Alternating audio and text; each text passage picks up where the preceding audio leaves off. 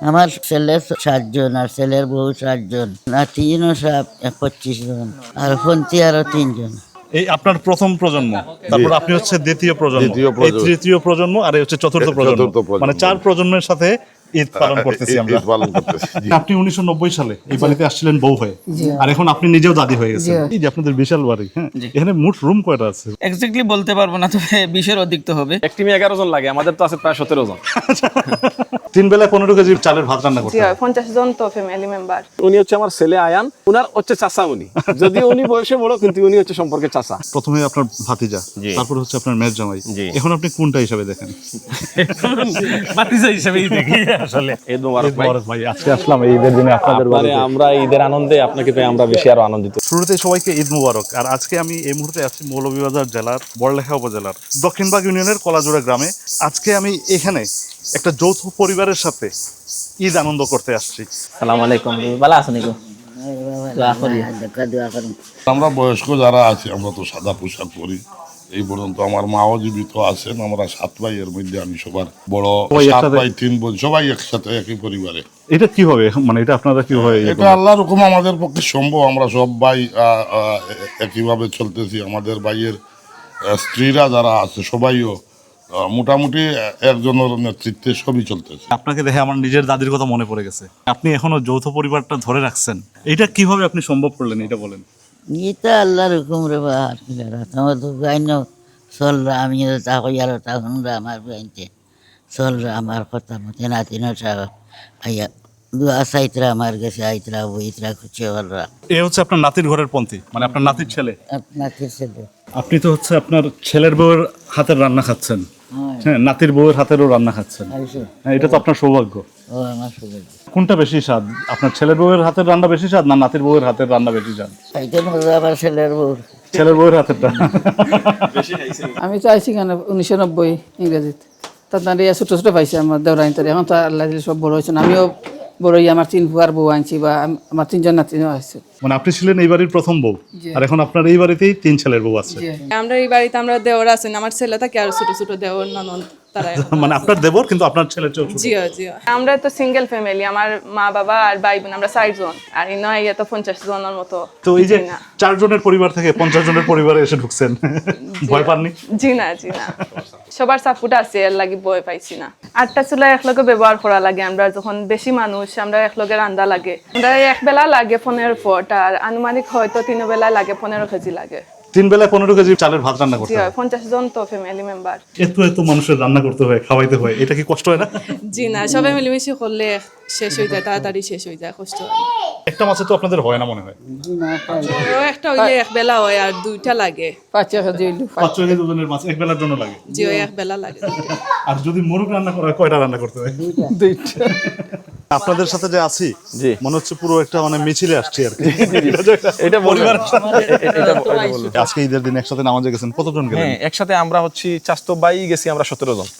আর বাচ্চা ছাড়া তো আছেন 7 জনের মধ্যে 1 জন মারা গেছেন, আর 2 জন আছে দুবাইতে, বাকি সবাই প্রায় আমাদের পরিবারের 20 জন পুরুষ একসাথে যাই ঈদের নামাজে। ধরেন আমরা যদি 3 বেলা খাবার খাই, সকালে তো নাস্তা করি, দুপুরের খাবার, রাত্রের খাবার, রমজানের পরে বলতেছি আর কি। 3 বেলা টোটালি ধরেন 3 বেলা 350-150 জনের লোকের খাবারের একটা আয়োজন হয়ে যায়। তো মোটামুটি একটা ছোটখাটো বিয়ের আয়োজনের মতো আর কি। আপনাদের হচ্ছে মানে পরিবারের মধ্যেই বন্ধুত্বটা বেশি। হ্যাঁ হ্যাঁ, বন্ধুত্ব বেশি। এই যে চাস্তো ভাই যারা আছেন, আমরা সত্যি যেটা মানে চাস্তো ভাইয়ের মধ্যে যে আন্তরিকতা, অনেকটা আপন ভাইয়ের মতোই আমাদের। আমাকে সবাই এক নামেই ডাকে, সবাই বড় ভাই। বড় ভাই, বাহ। আমাকে যেভাবে সবাই বলে বড় ভাই, আব্বুকে সবাই বড় আব্বু, তারপরে বড় চাচা, মেজো আব্বু, সেজো আব্বু, ছোট চাচা, ছোট আব্বু, ওইভাবে কি সবার সাথে আব্বু। মানে এটা একটা আন্তরিকতার মানে বিষয়। কেউ কাউকে আপনারা চাচা রাখেন না না না, ওই যে মা চাষি কেউ আম্মুকে সবাই বলে বড় আম্মু, মেজো আম্মু, সেজো আম্মু, ছোট আম্মু, লাল আম্মু, সেজো আম্মু, এরকম আর। কৃষিক্ষেত আমাদের হচ্ছে মূল আয়ের উৎস আর কি। 50 জন লোকের যদি চাল কিনে খেতে হতো, তাইলে তো আর একটা অনেক বড় একটা আর্থিক খরচের ব্যাপার ছিল। সেটা আমাদের কিনতে হয় না, নিজের ক্ষেত থেকেই নিজের হয়ে যায়। পুকুরে মাছ আছে, মাছ প্রতি মাসে একবার যদি আমরা তার মানে আপনাদের এখনো পুকুরে মাছ আছে, গোয়ালে গরু আছে, খেতে ধান আছে, উগার ভরা ধান আছে। উগার ভরা ধান আছে। এটা হচ্ছে আপনাদের উগার। হ্যাঁ, এটা অনেক পুরাতন, 30 বছর আগের আর কি। আল্লাহর মতো এটা আমাদের দাদা ওইগুলা রেখে গেছেন আর কি। সাকিব ভাই যে আমার খুলে, উনি হচ্ছে আমার চাস্তো ভাই, ছোট ভাই। আমি হচ্ছে বাড়ির বড় ছেলে, আর উনি হচ্ছে সবার ছোট। ইনি হচ্ছে আপনার চাস্তো ভাই। চাস্তো ভাই সবার ছোট, আর আমি হচ্ছে সবার বড়। আর আরেকটা ইন্টারেস্টিং বিষয় হচ্ছে, উনি হচ্ছে আমার ছেলে আয়ান, উনার হচ্ছে চাচা উনি, যদিও উনি বয়সে বড় কিন্তু উনি হচ্ছে সম্পর্কে চাচা পাঠিয়ে একসাথে। ঈদের আমাদের আরেকটা আনন্দ হচ্ছে আমরা চাচতো ভাই বোনরা যারা আছি সবাই মিলে আমাদের মধ্যে সেই রেওয়াজটা এখনো আছে। মানে ঈদের দিন সকালে কে কার আগে গোসল করবে সেটা হচ্ছে আমাদের এই বিশাল পুকুরে। মানে কে কার আগে গোসল করবে, সকালে অনেকে আছে সারা রাত্র ঘুমায় না বা মোবাইলে অ্যালার্ম দিয়ে রাখে, কে গোসলে নামবে, নামে এখানে জাপ দিবে, বলবে আর কি। আঞ্চলিক একটা ফুর্তি আছে যে গোসল জানাজা, আউয়াল গোসল ফাতেমা, ফাঁক গোসল মক্কার ফানি, ঈদের গোসল করলাম আমি, এরকম একটা গীতের মতো আগেকার দাদুরা বলতো। উনি হচ্ছেন আমার চাচা আর কি, বাপ চাচাদের মধ্যে তৃতীয়। আরেকটা ইন্টারেস্টিং বিষয় হচ্ছে আমাদের এই যৌথ পরিবারেই বাচিজাও আবার ওনার দামান্দ।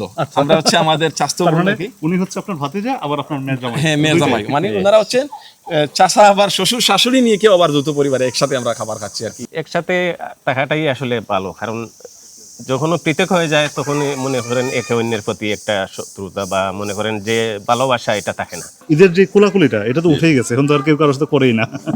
না, এটা আমাদের গ্রামও এখনো রয়ে গেছে। আমরা গ্রাম অঞ্চলে খোলাখুলি করি, ওটাকেই খুবই আনন্দ মনে করি। ঈদ আনন্দই মানেই তো খোলাখুলি করা। আমাদের কাছে খুব আনন্দময় লাগে, খুব ফুর্তি লাগে যে আমাদের পরিবার এত বড়, আমরা গর্ববোধ করি। তরকারি যদি একটু কমও হয় বা তরকারি যদি একটু বাদও হয় তাহলে খেতে খুব মজা লাগে। ওই যে আমার ভাই আবুধাবিতে থাকে, সেদিন সে আমরা প্রায় 2 লক্ষ টাকার কাপড় জুতা এই সে পাঠিয়ে দিছে। আমাদের মধ্যে মানে এত হৃদ্যতা, এত আন্তরিকতা আছে। ওনার বয়স প্রায় 78 বা 80-র কাছাকাছি হবে ইনশাল্লাহ। আমার তো এখন পর্যন্ত সব রোজা রাখতে পারে, মানে 70-80 বছর বয়সে সব রোজা রাখেন। জি। আপনার এই নাতি সবার নাম কি মনে থাকে? অবশ্যই মনে থাকে, আপনি জিজ্ঞাসা করে দেখেন। আচ্ছা বলেন তো কোনজনের নাম কি? মাসুম আহমদ, মিনাজ, তুহিন, নাসিমউদ্দিন, আবির, নাবিল, মুয়াজ। বাহ মাশাআল্লাহ, এখনো সবার নামও মনে আছে। এই যে আপনাদের বিশাল বাড়ি, হ্যাঁ, এখানে মোট রুম কয়টা আছে? মানে এক্স্যাক্টলি বলতে পারবো না, তবে 20-এর অধিক তো হবে। হ্যাঁ এক্স্যাক্টলি হিসাব করে বলতে হবে। তার মানে আপনাদের বাড়িতে রুম কয়টা আছে এটা? না এটা আসলে এক্স্যাক্টলি বলতে পারবো না। শুনলাম এখানে আপনাদের এখানে আসলে নাকি মানে যারা মেহমান আসে, আত্মীয় স্বজন, তারা আসলে নাকি আর যেতে চায় না। আসলে সেটা হচ্ছে আসলে আল্লাহর পক্ষ থেকে একটা রহমত। 48-50 জন এক বাড়িতে একসাথে থাকেন, আপনাদের সবার এই এত মানে মতের মিল হয় কিভাবে? এটা আসলে ইচ্ছা, প্রবল ইচ্ছা শক্তি থাকা দরকার।